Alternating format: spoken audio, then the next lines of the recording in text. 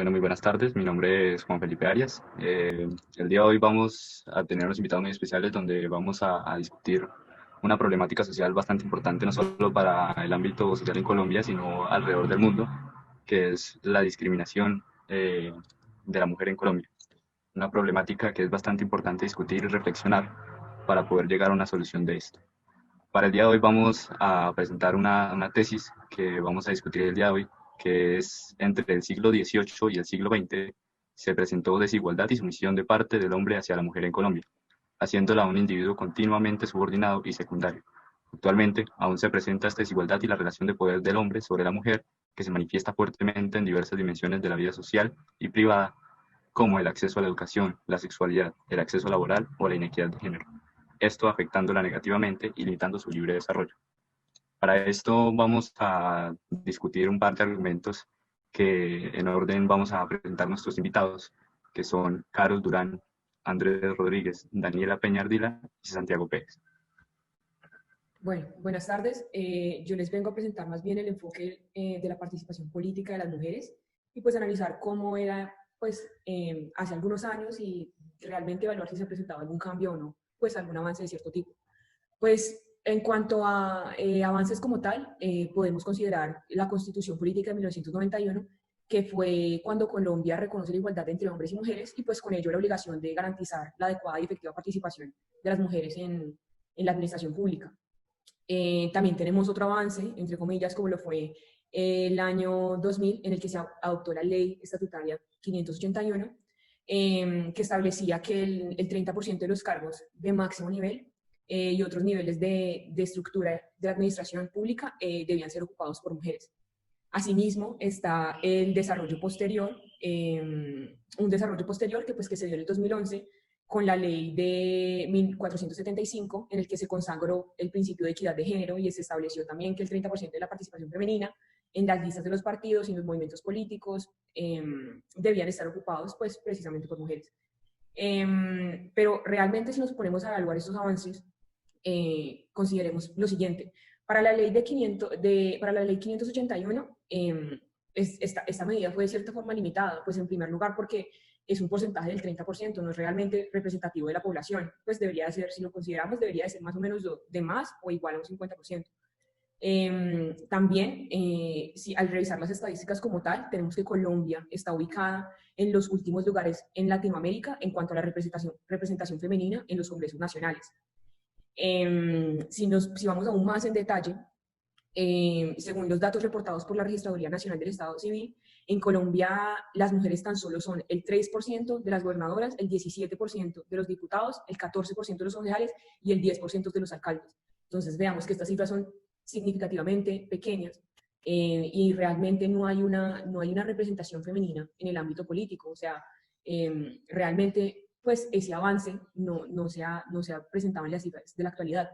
Le doy la palabra a mi compañero Andrés para presentar el próximo enfoque.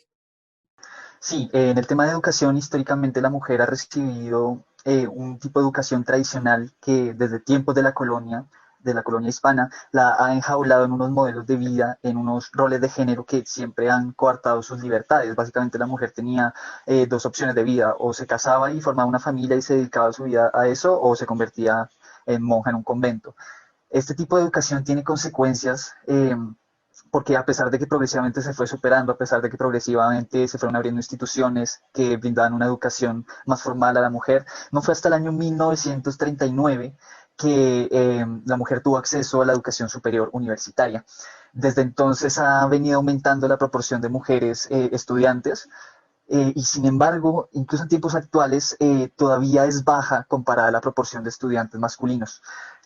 Además, es posible evidenciar los restos de esta educación tradicional tan antigua que todavía no se ha podido superar en problemáticas sociales actuales, como el hecho de que los estudiantes de la planta de estudiantes de facultades como ingeniería o derecho, un bajo porcentaje son mujeres.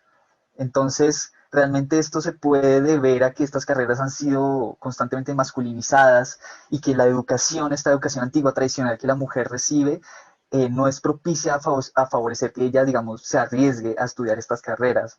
tarea que en todo caso no es sencilla debido a múltiples estereotipos, juicios sociales que se pueden generar, ¿no?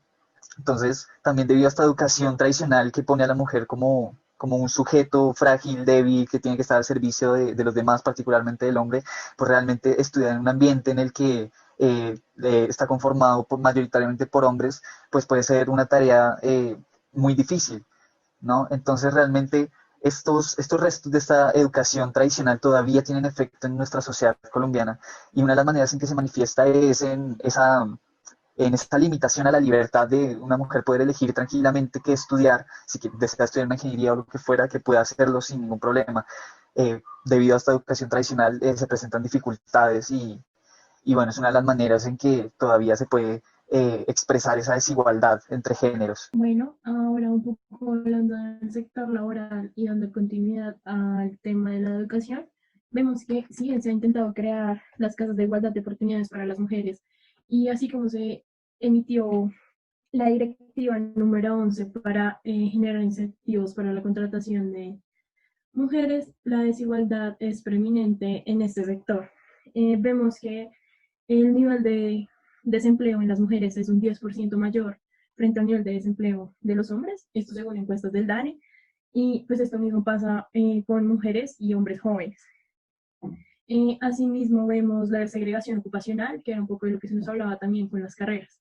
Las mujeres están enfocadas a prestar servicios como lo son alojamiento, comidas, educación, actividades artísticas, mientras los hombres están muy enfocados en el sector industrial y en la manufactura.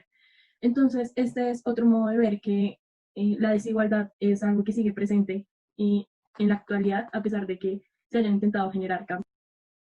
Bueno, siguiendo con el tema de la educación, se va a hablar sobre la educación sexual, la forma en que la Iglesia Católica ha mantenido un orden en la vida sexual de las mujeres y en la decisión de poder ejercer una maternidad.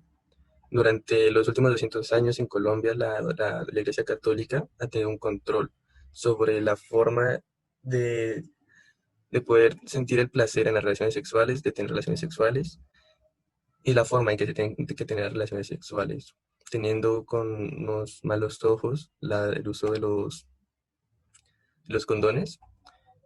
Y se ha visto como poco a poco ha tenido una revolución esta situación. Entonces, ¿cómo ha sido esta revolución? Bueno, pues se ha tenido un poco más de derecho al momento de poder decidir si ejercer o no la maternidad y de poder usar las píldoras anticonceptivas en vez de tener que usar la castidad como método anticonceptivo como lo dictaba la Iglesia Católica hace unos años.